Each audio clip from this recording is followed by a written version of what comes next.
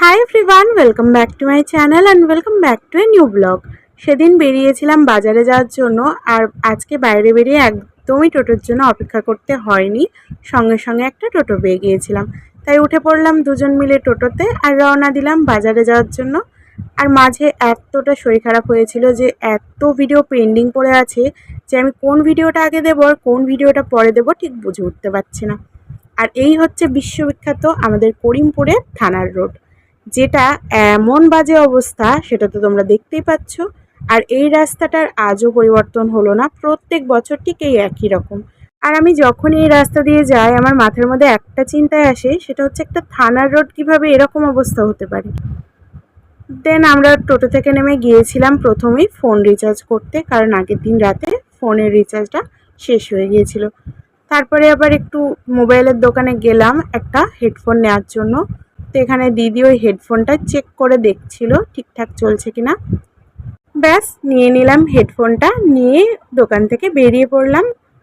আর আজকে অনেক দিন পর বাজারে আসলাম, কারণ অনেকগুলো কাজ পড়ে রয়েছে যেগুলো একদমই করা হয়নি শরীরটা খারাপের জন্য। তাই টুকটুক করে দুজন মিলে সেই কাজগুলো এখন সারবো বাজারে। ফার্স্টে নিয়ে নিয়েছিলাম একটু আপেলগুলো খুব পছন্দ হলো সেই জন্য। দেন গিয়েছিলাম একটু দিদার জন্য ওষুধ নিতে, কারণ দিদারও আবার জ্বর এসেছে। তারপরে এই যে দেখতেই পাচ্ছ বাজারে আজকে প্রচুর ভিড় রাখি নেওয়ার জন্য, কারণ কালকে হচ্ছে রাখি পূর্ণিমা। ব্যাস আমি আর দিদিও ভাবলাম আমাদের দুজনার জন্য দুটো রাখি নিয়ে নিই, কারণ আমি তো প্রত্যেক বছর দিদিকে রাখি বাঁধি, আর এবছর তো দাদাদের রাখি বাঁধবো না, সেই জন্য দিদির আর আমার জন্য রাখি আর একটা দোকান থেকে নিয়ে নিয়েছিলাম চকলেট। তারপরে একটু গিয়েছিলাম এখানে চপের দোকানে, কারণ অনেক দিন পর একটু ইচ্ছে করছিল চপ খাওয়ার। তো কাকু বললো একটু দাঁড়াতে, গরম গরম চপ ভাজছে আর আমরা অপেক্ষা করছিলাম। তারপরে চপ ভাজা হয়ে গেলে চপটা নিয়ে বেরিয়ে পড়লাম। আর আজকে বাজারে প্রচুর ভিড় ছিল রাখি পূর্ণিমার জন্য।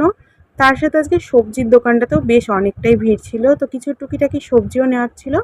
ব্যাস সেগুলো নিয়েই আমরা উঠে পড়লাম টোটোতে। টোটোয় করে সোজা বাড়ি। আর বাড়ি পৌঁছেই দেখতে পাচ্ছ কত কাজ ছিল, যে কত কিছু বাজার করার ছিল। এত বাজার করে সব ব্যাগগুলো নিয়ে আস্তে আস্তে আমার হাত ব্যথা হয়ে গেছে, তাই টেবিলের ওপর সব ব্যাগপত্র রেখে আমি এসে ধপাস করে বসে পড়েছি। তারপরে আবার কি হাত মুখ ধুয়ে বসে পড়লাম গরম গরম চপ খেতে। আর সন্ধেবেলায় চপ খেতে দুর্দান্ত লাগে, আর যদি হয় সেটা গরম গরম।